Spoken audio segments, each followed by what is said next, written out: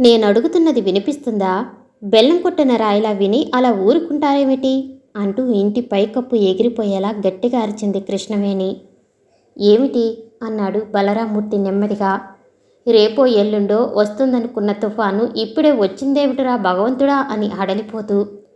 అయితే ఎన్నిసార్లు అరిచినా వినిపించలేదన్నమాట. గంట క్రితం నేను గుడికి వెళ్ళేటప్పుడు ఈ బీరువాలో పెట్టి వెళ్ళాను. నా నగలు, కంటే, కాస్తుల పేరు అవేను. ఏమయ్యాయి? ఎవరు తీసుకుపోయారు? ఎవరూ తీసుకుపోలేదు. మరి? అర్జెంటుగా ఆపద వచ్చింది. ఆదుకోండి బాబోయ్ అంటూ మునసపు వచ్చి కాళ్ళు పట్టుకోబోయి కన్నీళ్లు పెట్టుకుంటే నేనే ఇచ్చాను. ఇవి తాకట్టు పెట్టి ప్రస్తుతానికి ఆ ప్రమాదం నుంచి బయటపడు. ఆ తర్వాత తాకట్టు విడిపించి మా నగలు మాకు ఇద్దువుగాని అంటూ. కృష్ణవేణి గుండెల్లోంచి ఆగ్రహం అగ్నిజ్వాలలా లేచింది. ఏమిటి? నేను లేనప్పుడు నాకు చెప్పకుండా అర్జెంటుగా అతగాడికెవరికో దానం చేసేశారా?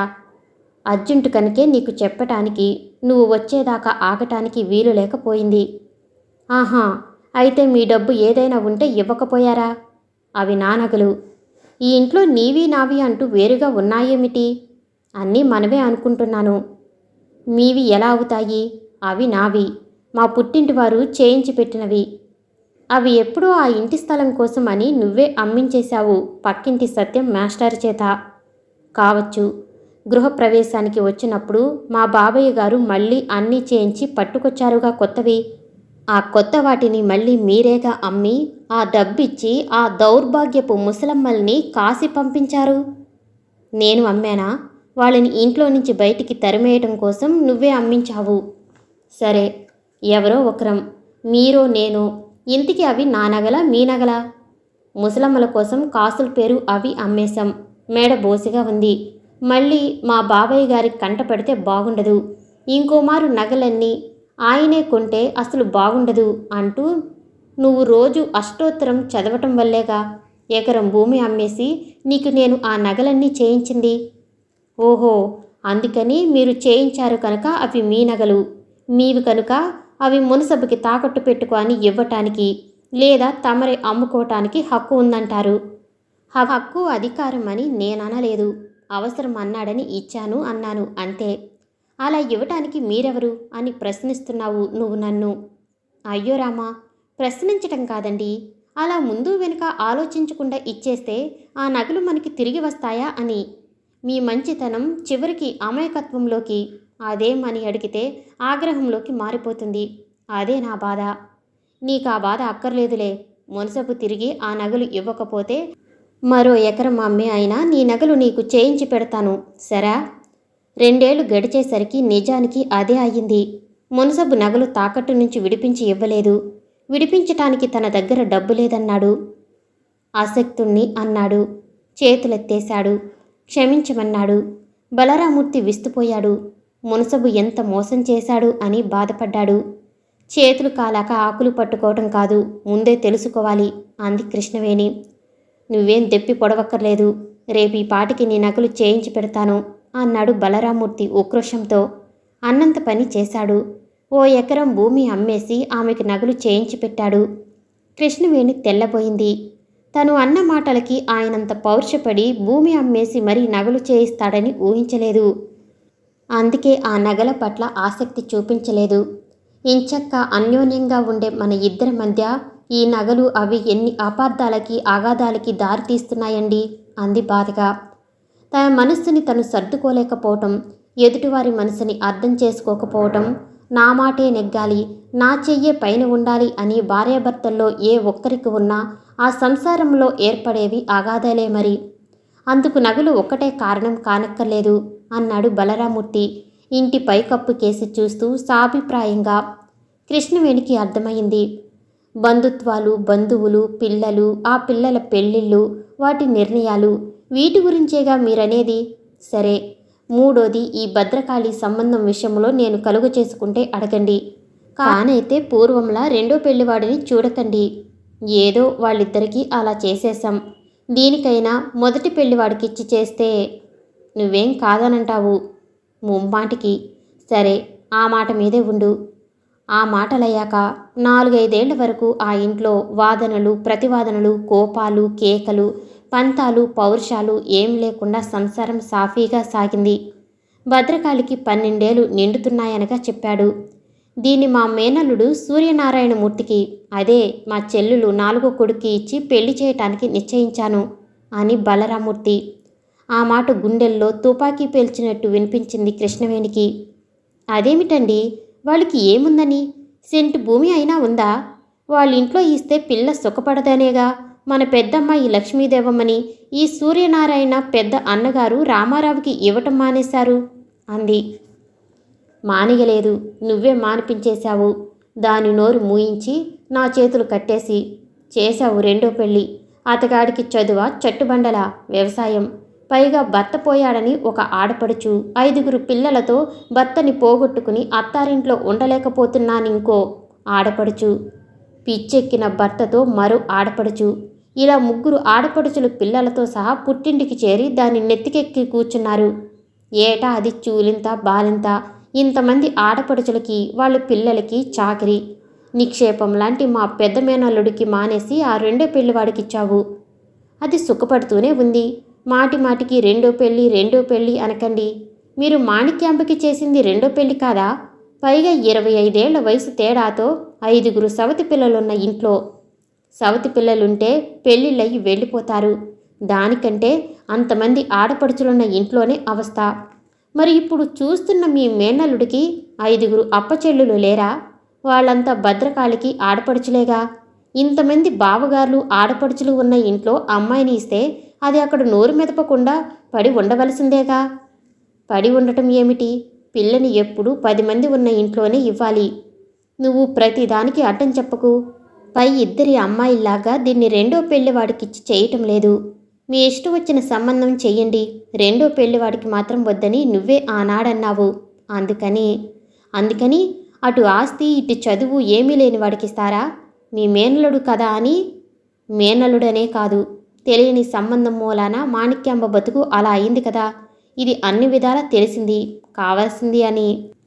అయినా సరే ఇది నిశ్చయించటానికి వీల్లేదు. ఎప్పుడో నిశ్చయించేశాను, మాట కూడా ఇచ్చేశాను. ఇంక ముహూర్తాలు పెట్టుకోవటం, పెళ్లి చేయటం. నాతో మాట మాత్రమేనా చెప్పకుండానే? మళ్ళీ పేచీ పెట్టి తాగాద ప్రారంభించకు. నువ్వప్పుడు చెప్పావు, దీనికి మొదటి పెళ్లివాడిని చూడండి, అదొక్కటే నేను అడిగేది, తక్కినదంతా మీ ఇష్టం అని. కృష్ణవేణికి కోపం ఆవేశంతో శరీరం అంతా వణికిపోయింది. కష్టాలు సుఖాలు బాధలు ఇబ్బందులు అన్నీ తనతో సమానంగా పంచుకుంటూ జీవిస్తున్న భార్యకి, భార్య మాటకి ఈయనిస్తున్న విలువ ఇంతేనా? అసలు తనంటూ ఒక వ్యక్తి ఇంట్లో ఉన్నట్లు ఈయనకి పెడితే కదా. దాని పెళ్లికి అలా తాంబూలాలు ఇచ్చుకుని వచ్చేశారు. దీని పెళ్లికి ఇలా మాట ఇచ్చేశానంటున్నారు. తన ఉనికినే గుర్తించటం లేదు. భార్య అంటే జీవితంలో అర్ధభాగం అన్నమాటే ఈయనకి అర్థమైనట్లు లేదు. ఇటువంటి వ్యక్తితో కలిసి జీవించటం ఎలా? నాకు నా వ్యక్తిత్వానికి గుర్తింపు లేని ఈ సంసారంలో కొనసాగడం మాత్రం ఎలా? అలా చేస్తే నన్ను నేను వంచుకోవటమే. కానీ మార్గాంతరం లేదు. ఈ భర్తని పిల్లల్ని కాదని ఇప్పుడు ఎక్కడికి వెళుతుంది ఈ వయసులో? కృష్ణవేణికి ఆత్మాభిమానం ఆత్మగౌరవం సమ్మిటపోట్లకి గురి అయ్యి సజీవంగా సమాధి అయిపోతున్నట్లు అనిపించసాగింది. పట్టరాని ఆవేశం. అలాగని తెగించి ఓ నిర్ణయానికి రాలేని పరిస్థితి. సమాజం సాంప్రదాయం తన కాళ్ళకి చేతులకి సంకెళ్ళు వేశాయనే భావం ఆమెకి ఏర్పడసాగింది. దాంతో ఒక రకమైన స్తబ్దత, నిరుత్సాహం, నిర్లిప్తత. సరే, ఏం జరిగితే అది జరుగుతుంది, జరగని అనే నిర్లక్ష్యం. నిత్యకృత్యంగా తను సాగించవలసిన పనులు యాంత్రికంగా సాగిస్తూ ఎక్కువ సమయం పరధ్యానంగా ఉంటుంది. పూజా పునస్కారాలు, ధర్మకార్యాలు, దైవధ్యానం ఇవే కృత్యాలు కాసాగాయి. తన ప్రమేయం ఏమీ లేకుండానే ఇంట్లో పెళ్లి పనులు సాగుతున్నాయి. నిస్సహాయంగా చూస్తూ సాక్షి మంత్రంగా ఉండిపోయి రోజులు గడుపుతుంది కృష్ణవేణి. చెల్లెలు పెళ్లి వార్త విని ఓ పక్క సంతోషించినా మరోపక్క విపరీతమైన ఉక్రోషం తెచ్చుకుని పెద్దమ్మాయి లక్ష్మీదేవి ఓ రోజు పక్క ఊరు నుంచి తన 4 పిల్లలతోనూ పనిమాల వచ్చి, చెల్లెలికైన మొదటి పెళ్లి కొడుకుని చేస్తున్నారు, చెయ్యండి, బాగుంది. నా బ్రతుకునే ఇలా మంటల్లోకి తోసేశారు. అహంకారి కోపదారి అయిన వ్యక్తితో కాపురం, మొగుడు పోయి మొగుడిని పోగొట్టుకుని పిచ్చిమొగుడిని కూడా తనతో తీసుకువచ్చి నా నెత్తి మీద కూర్చున్న ముగ్గురు ఆడపడుచులు, వాళ్ళ పిల్లలు, వాళ్లతో నా నయాతన పడుతున్న నా అవస్థ. నా దురదృష్టం ఇలా ఉంది. మీరేం చేస్తారు లెండి అంటూ నిష్ఠూరంగా 4 దులుపులు దులిపి వెళ్ళింది. రెండో అమ్మాయి మాణిక్యాంబ వచ్చి, నాకంటే 20 ఏళ్ల పెద్ద ఆ పెద్ద మనిషి, 5గురు సవతి పిల్లలు, ఆ ఇంట్లో నన్ను పడేశారు. ఆ ఇంట్లో నా మాటకి విలువ, గౌరవమా? ఇక్కడ మాత్రం నువ్వు నాన్నగారిని నీ కనుసన్నల్లో నడుపుకుంటూ పెత్తనం సాగిస్తూ మహారాణిలాగా నీ సంసార సామ్రాజ్యాన్ని ఏలుకుంటున్నావు. నాకా యోగం లేదు. నీ కూతున్నే నేను. నీ అదృష్టం ఇది, నా అదృష్టం అదీను అని కృష్ణవేణిని నానా మాటలు అని, చెల్లాయి పెళ్లి నాటికి వీలైతే వస్తా, లేకపోతే లేదు అంటూ వెళ్ళిపోయింది. కృష్ణవేణి ఇద్దరికీ సమాధానం చెప్పలేదు. విని ఊరుకుంది. కుట్లు, అల్లికలు, అట్ల తద్ది ఆటలు, పెళ్లి అవుతుందని సంబరమో సంతోషమో చలాకీగా తిరుగుతుంది భద్రకాళి. కృష్ణవేణి మాత్రం అన్నీ వింటుంది, చూస్తుంది, ఏం మాట్లాడటం లేదు.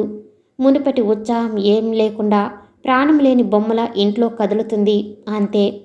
ఆఖరి పిల్ల రామసీత మాత్రం 5 ఏళ్ల పిల్లే అయినా అమ్మలో వచ్చిన మార్పు గమనించింది. అలా ఉంటున్నావేమమ్మా? పెళ్ళయ్యి అక్కయ్య అత్తవారింటికి వెళ్ళిపోతుందని బెంగ.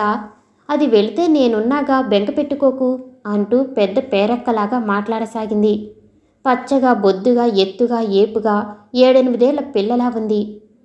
కణం అంచు నీలం రంగు పట్టు పరికిణి, గులాబీ రంగు జాకెట్, ఒత్తుగా నల్లగా ఉన్న పెద్ద జడ, జడ చివర జడకింటలు, మెళ్ళో ఎర్రరాళ్ల జిగిని గొలుసు, కాలికి వెండి మువ్వల పాంజేబు పట్టీలు. బంగారు తల్లి, ఎంత ముద్దొస్తుంది.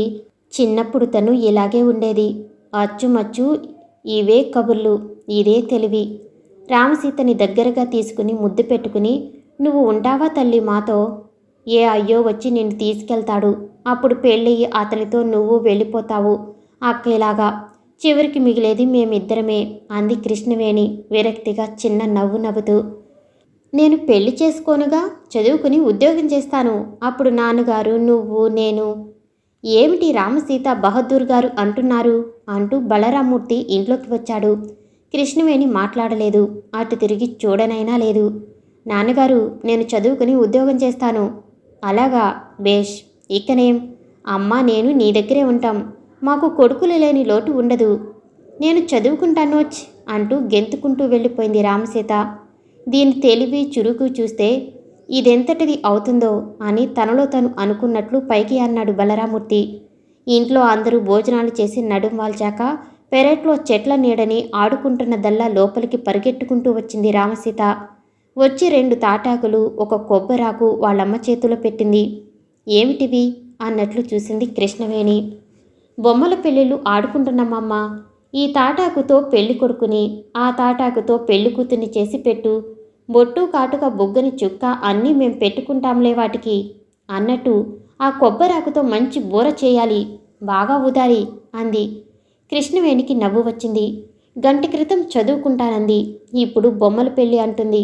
ఎంతైనా ఆడపిల్లకి పెళ్ళి జంజాటాన ఇదంతా సహజ ప్రవృత్తి ఏమో. ఎంత చదువుకున్నా ఆడపిల్లలకి పెళ్ళి తప్పనిసరే మరి. ఆ మాటకొస్తే మగపిల్లాడికి మాత్రం తల్లి చేసి ఇచ్చిన బొమ్మల్ని తీసుకుని కొబ్బరి ఆకు బూర గట్టిగా ఊదుకుంటూ వెళ్ళిపోయింది రామసీత బొమ్మల పెళ్లి పందిట్లోకి. అది బొమ్మల పెళ్లి కనుక శాంతిగా నిరాడంబరంగా జరిగింది. భద్రకాళి పెళ్లి అలా కాదు, జూమ్ అంటూ అట్టహాసంగా సాగింది. 25 ఎడ్ల బండ్ల మీద ఊరంతని పెళ్లికి తరలించుకుని వచ్చారు మగ పెళ్లివారు. 200-300 మంది జనం. అల్లరి, హడావిడి, భోజనాల దగ్గర గొడవలు, పేచీలు, బూరెలు, పిండి వంటలు, తిన్నంత తిని పారేసినంత పారేసి, వడ్డిస్తున్న మాణిక్యాంబ భర్త వంటి గౌరవమైన వ్యక్తులపైకి బూరెలు, కూరలు విసిరి బాధించి అనాగరికతగా అల్లర్లు చేసి నానా హంగామా చేశారు. తూతూ బాకాలు, సన్నాయి మేళం, బ్యాండ్ మేళం, వీటితో పాటు భోగం మేళం, మేజువాణి, వీటి అన్నింటి ఖర్చు ఆడపెళ్లి వారే ఇవ్వాలని పేచి.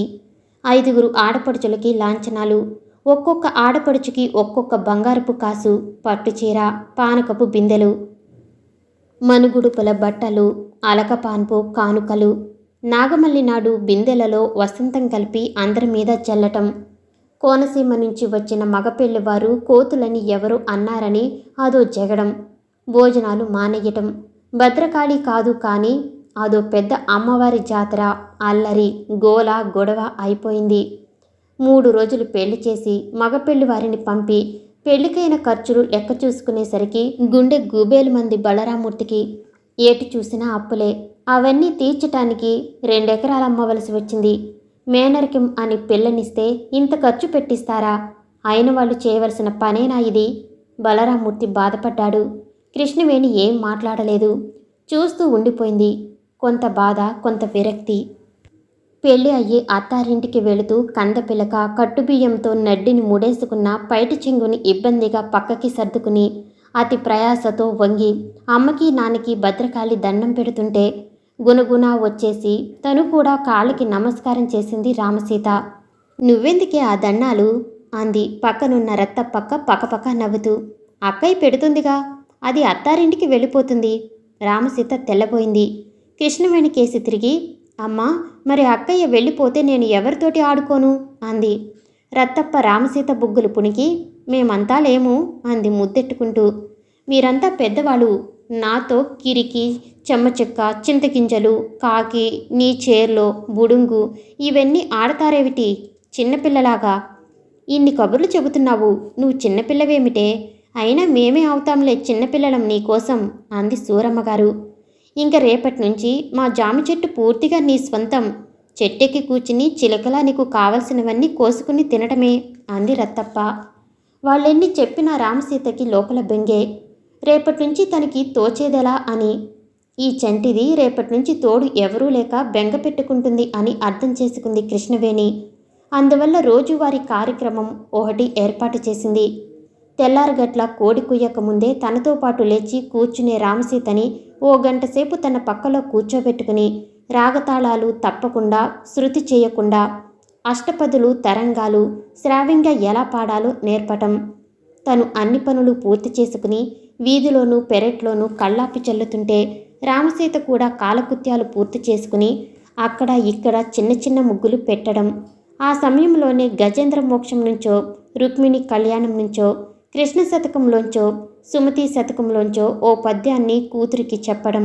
ఆవు దగ్గర కూర్చుని తను పాలు పితుకుతుంటే చిన్న వెండి ఆపార్కాల్లో చిటికెడు మిరియప్పొడో, యాలక పొడో వేసుకు తెచ్చుకోమని చెప్పి ఆ వెండి పాత్రలోకి 10-15 దారులు పాలు పిండి అవి తాగి వెళ్ళి పూజకి పువ్వులు కోసుకురమ్మనటం. నిత్యమల్లెలు, ముద్దమందారాలు, నందివర్ధనాలు కోసేటప్పుడు తను నేర్పిన పాటో పద్యము వల్లించుకుంటూ కొయ్యాలి. నిజానికి రోజంతా మర్చిపోకుండా ఆటల సమయంలో కూడా మనసులో వల్లించుకుంటూనే ఉండాలి. ఆ రాత్రికి ఆ పద్యం అప్పచెప్పి మర్నాడు కొత్తది నేర్చుకోవాలి అని పురమాయించటం. సీతాపురానికి అటువైపునున్న ఊరి నుంచి రోజు గురవయ్య మేస్టారు ఇటువైపు ఉన్న ఊళ్ళో ఉన్న స్కూలుకి వెళుతూ ఉంటారు. సీతాపురం నుంచి ఆయన వచ్చేసరికి బట్టలు వేసుకుని తలదువ్వుకుని సిద్ధంగా ఉండి ఆయనతో ఉదయం 7:30కి వెళ్ళి ఆయనతోనే తిరిగి 11ంటికి ఇంటికి రావాలి. మధ్యాహ్నం భోజనమయ్యాక ఎండలో ఎక్కడికి వెళ్ళకూడదు. తన దగ్గరే కూర్చుని స్కూల్లో ఇచ్చిన హోంవర్క్ చేసుకోవటమో, రాత్రి అప్పచెప్పవలసిన పాఠానో పద్యాన్నో వల్లివేసుకోవటమో, కొత్తగా లేసు, కుట్లు లేదా అల్లికలు ఏదో ఒకటి నేర్చుకోవటం. ఎండ తగ్గి చల్లబడ్డాకే బయటికి వెళ్ళి స్నేహితురాండ్రతో కాసేపు ఆడుకుని రావచ్చు. ఎంతసేపు ఆడుకున్నా చీకటి పడకుండా రావాలి.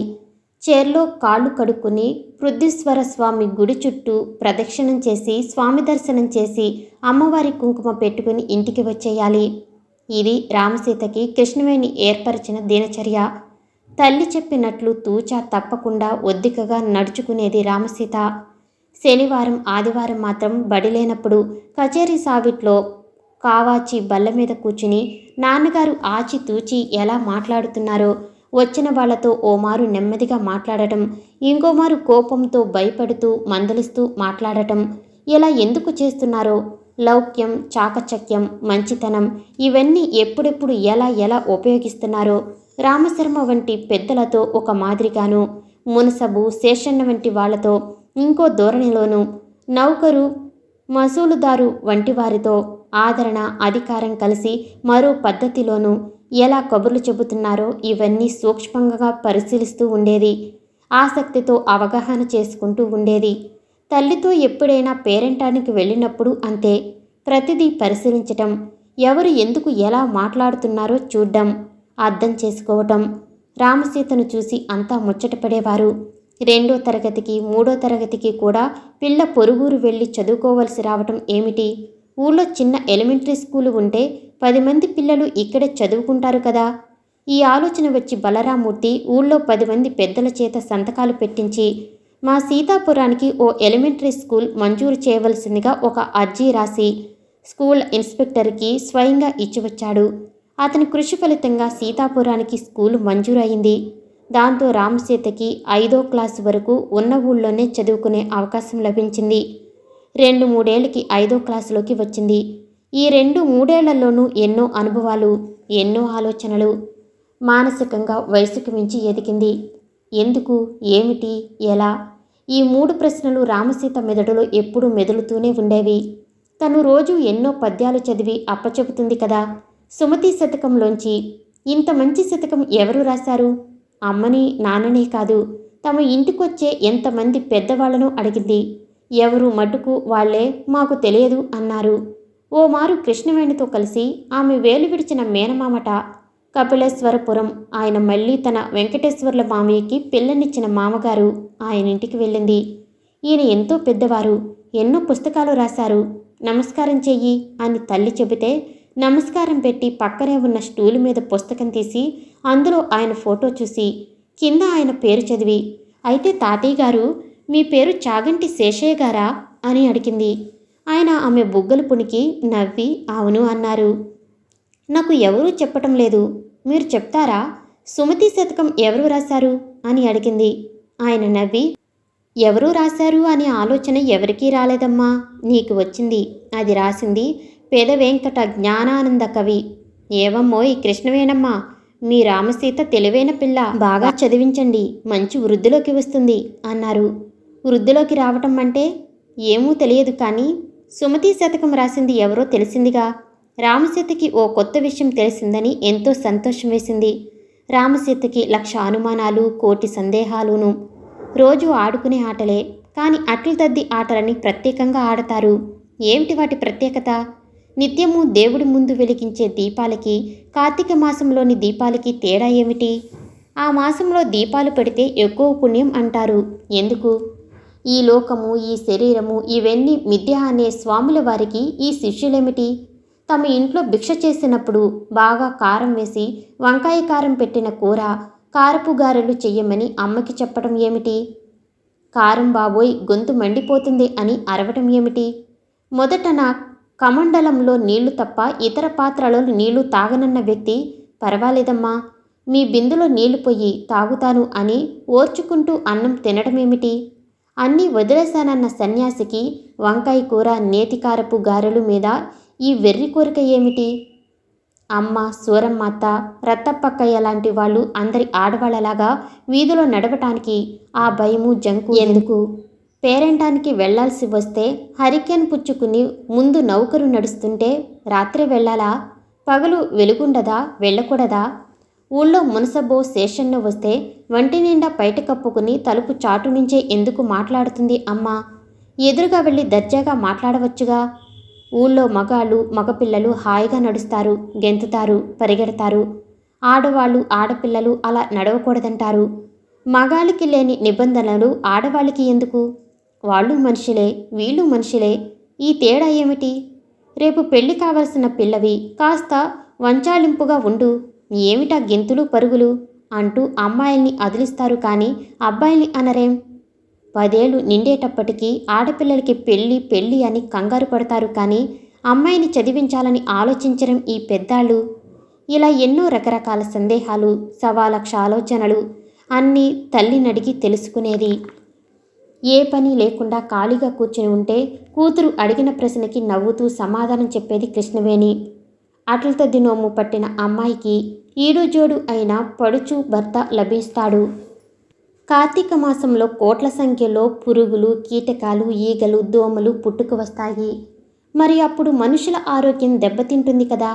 కార్తీక దీపాలని దీపావళి అని దీపాల పండుగలు చేయటం వల్ల ఆ క్రిమికీటకాదులన్నీ ఆ మంటలకి, పొగకి, ఘాటుకి నశిస్తాయి. అందరూ స్వాముల వారు నిజమైన సన్యాసులు కాదు. ముక్తి పీఠాధిపతులు, భక్తి పీఠాధిపతులు అని 2 రకాలు ఉంటారు. అయినా సన్యాసులకి భిక్ష చేయటం మన సాంప్రదాయం.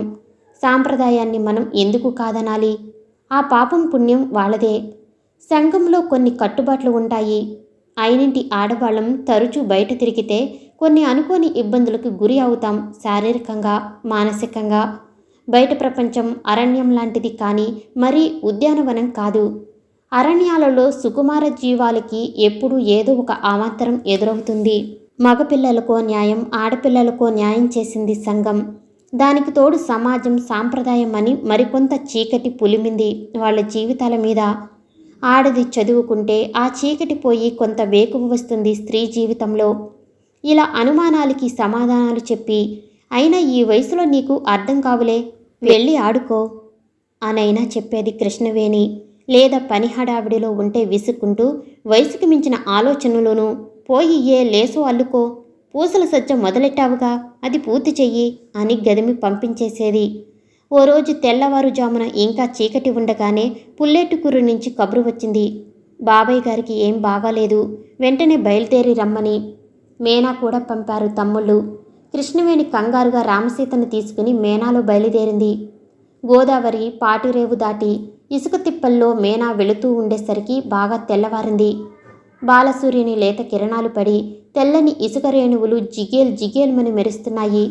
బాబాయ్ గారెలా ఉన్నారు అని కృష్ణవేణి దిగులుగా ఆలోచిస్తూ కూర్చుంటే, రామసీత మాత్రం మేనా తలుపులు కొద్దిగా తెరిచి ఇసుక తిప్పల్ని, పుచ్చపాదులు, దోసపాదులు, సీమచింత చెట్లు, వీటన్నిటితో ఆకుపచ్చని చీర కట్టుకున్న నిండు ముత్తైదువులా అందంగా కనిపిస్తున్న గోదావరి లంక భూముల్ని, ఆ భూముల మధ్యలో హాయిగా పరుగులు తీస్తున్న జింకల్ని, ఆకాశంలో స్వేచ్ఛగా ఎగురుతున్న తెల్లని కొంగల్ని, పచ్చని చిలుకల్ని, గోధుమ రంగు పిచుకల్ని, రంగురంగుల ఇతర పక్షుల్ని చూస్తూ ఆ అందాలకి నిలువెల్లా పులకరిస్తూ తనని తాను మరిచి పరవశంతో సంతోషిస్తుంది.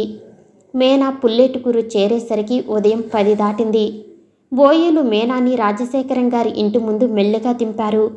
తాతయ్యగారింటికి వచ్చాం దిగు అని రామసీతని హెచ్చరించి, కృష్ణవేణి మాత్రం ఆతురతగా తండ్రి గదిలోకి వెళ్ళింది. ఆయన మంచం మీద నిశ్చలంగా పడుకుని ఉన్నారు. చుట్టూ తల్లి, తమ్ముళ్ళు, మరదళ్ళు నిశ్శబ్దంగా దీనంగా ఉన్న వదనాలతో. సీతాపురం నుంచి పెద్ద బుల్లెమ్మ వచ్చింది అని మాణిక్యమ్మగారు భర్త చెవిలో చెప్పింది. రాజశేఖరం నీరసంగా కళ్ళు తెరిచి, వచ్చావా తల్లి అన్నారు. చుట్టూ కళ్ళు తిప్పారు. ఒక్కతివే వచ్చావా అన్నట్లు. చంటిదాన్ని కూడా తీసుకువచ్చాను. ఏది అంటూ కలయ చూసింది. బావలతోటి వదినతోటి కలిసి పెరట్లోకి వెళ్ళింది. పిలుచుకు వస్తాను అంటూ వెళ్ళింది కృష్ణవేణి 4వ మరదలు. రామసీతని దగ్గరగా కూర్చోబెట్టుకుని తల నిమురుతూ, చిలకలా ఉందే, ఏమిటి దీని పేరు అని అడిగాడు రాజశేఖరం. పేరు పెద్దదే, చివరన రాజ్యలక్ష్మి అని పేరు చేర్చాను. మొత్తం పేరు సూర్య రామసీత రాజ్యలక్ష్మి అని చెప్పింది కృష్ణవేణి. నా పేరు పెట్టావా? ఇలా రా తల్లి, ఈ కంచు చెంబులో రాణి కాసులున్నాయి, ఆ చెంబులో పిల్ల కాసులున్నాయి, నీకు కావలసినవి గుప్పుడు తీసుకో అన్నారు రాజశేఖరం. కానీ రామసీత ఒకే ఒక్క పిల్ల కాసు తీసుకుంది. అదేమంటే నేను చిన్నపిల్లని కదా అంది. అంతా నవ్వుకున్నారు. కానీ ఆ నవ్వులన్నీ వెలిసిపోయాయి సాయంత్రానికి. రాజశేఖరం కన్నుమూశారు.